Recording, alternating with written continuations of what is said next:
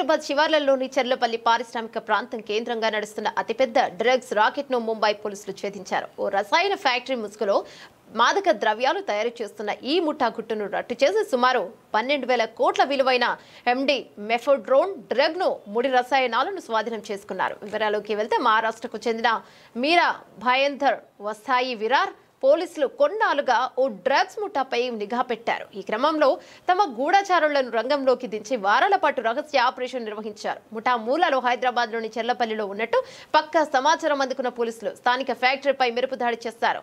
Vagdevi labs అనే నకిలీ licence తో నడుస్తున్న ఈ ఫ్యాక్టరీలో అత్యాధునిక పరికరాలతో భారీ ఎత్తున డ్రగ్ తయారు చేస్తున్నట్టు గుర్తించారు.